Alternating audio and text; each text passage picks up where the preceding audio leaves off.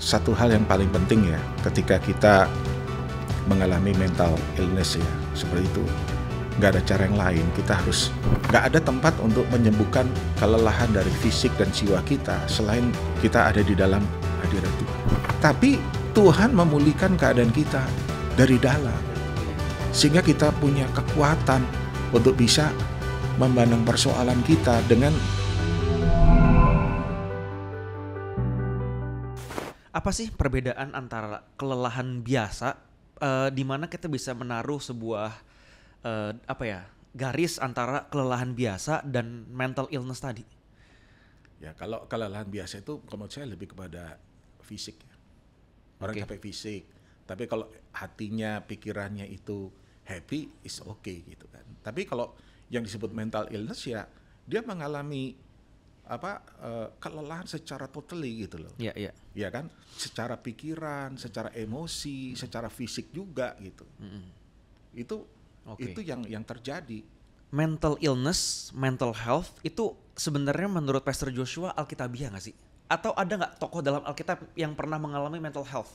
Mental illness. mental mental health problem ya, mental illness. Ya, memang istilah ini nggak ada di dalam Alkitab. Iya. Ya. Tapi di dalam Alkitab kita memang lihat banyak contoh-contoh sih sebetulnya. Kalau kita lihat ya Daud misalnya, dia juga kitab Mazmur itu penuh dengan ungkapan kegalauan dia lah. Iya, Daud ya. Iya, dia kan sampai terpuruk kan. Sampai dia seperti kayak orang gila gitu kan, ketika dikejar-kejar oleh Raja Saul ya kan. Iya. Jadi kalau kita lihat banyak sekali ungkapan-ungkapan kegalauan dari Daud yang mengalami mental illness yang dia kemukakan pada Tuhan gitu loh. Iya.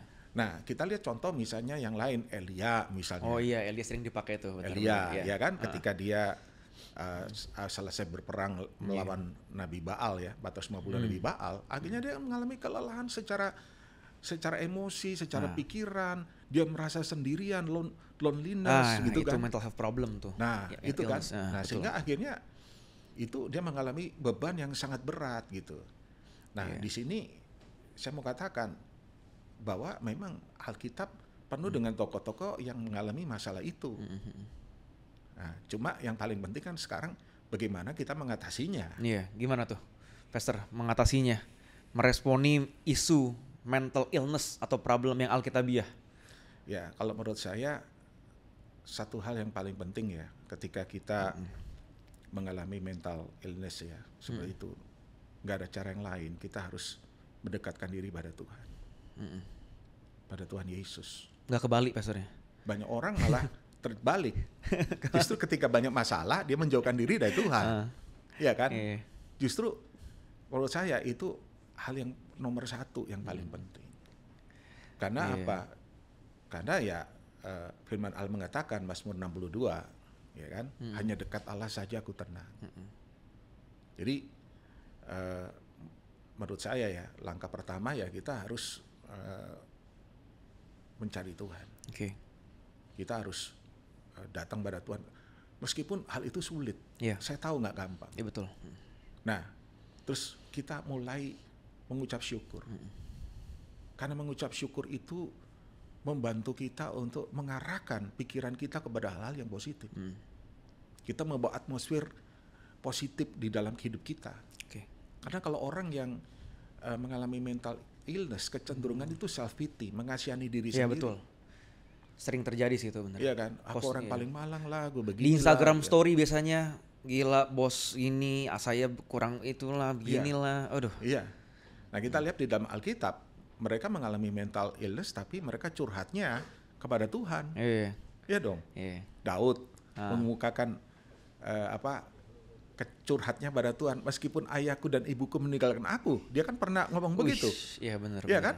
Dia nyanyi memuji Tuhan, bangunlah hai jiwaku, bangunlah kecapi, aku membangunkan fajar, ya kan? Jadi menurut saya hal yang paling penting adalah kita harus membangun hubungan kita dengan Tuhan gitu loh. Karena dialah sumber penghiburan, sumber kekuatan, sumber pertolongan.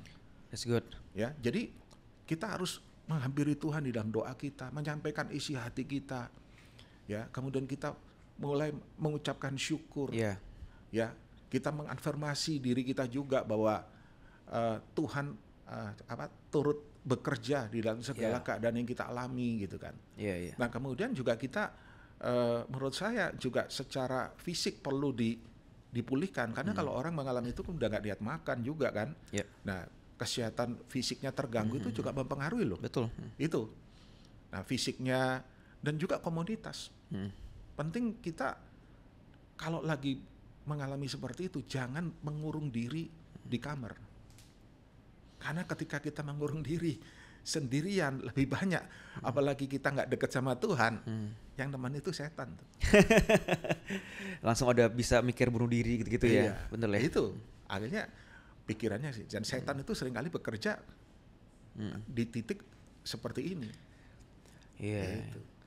Kalau zaman dulu kan kayak Daud tadi pastor bilang curhat sama Tuhan, ya ngobrol sama Tuhan. Zaman sekarang gimana tuh pastor? Kalau sekarang itu cara untuk menyembuhkannya kalau di Instagram Story atau TikTok adalah jalan-jalan ke Bali, mental health problem solved, cek gitu-gitu kan. Itu boleh, tapi boleh dong kalau mental health. Itu nggak salah. Gak apa-apa juga dong. Boleh itu. Tetapi yang saya katakan itu kan hanya temporary sifatnya seperti itu. Oke. Itu membantu. Iya, membantu ya. Membantu. Tapi, happy lah ya. Turut membantu. Tapi tidak selalu. Orang yang pergi kemana-mana juga terobati, nggak juga gitu. Nggak ada tempat untuk menyembuhkan kelelahan dari fisik dan jiwa kita selain kita ada di dalam hadirat Tuhan. Betul, amin. Makanya ada bilang better one day in your house daripada 1000 hari di tempat lain ya. Karena 1 hari di rumah Tuhan itu mengubah semuanya ya dalam hadirat Tuhan, pastor ya. Iya, betul. Kalau Pastor Joshua pernah nggak mengalami mental health? Udah pasti. Udah pasti. Boleh di-share nggak, pastor? Gak ada manusia yang Superman. Iya. Saya dalam perjalanan hidup pernah ngalami seperti itu. Mengalami titik terendah ya. Kehancuran banyak. Dalam pelayanan, di dalam keluarga, dalam macam-macam lah. Dan saya ngalami titik yang paling rendah. Tapi yang pengalaman tadi yang saya ceritakan, saya mencari Tuhan, saya berdoa, berpuasa. Itu pagi-pagi saya bangun, nyembah Tuhan. Lama nggak prosesnya, pastor? Lama ya? Cukup lama. Dan saya waktu itu ingat masa-masa saya seperti kayak layangan putus ya. Waduh, nggak ada arah gitu ya? Nggak ada arah gitu. Saya cari teman-teman yang bisa support saya. Nah itu penting. Jadi jangan kita hanya mengurung diri saja gitu. Kita harus mencari orang-orang yang bisa menjadi support system juga, yang secara rohani support kita. Gitu. Sehingga kita bisa keluar, dan saya percaya ya. Dan saya melihat pemulihan, melihat terobosan jalan keluar ketika kita mulai fokus pada Tuhan. Kita mulai fokus kepada Dia, bukan pada persoalan kita.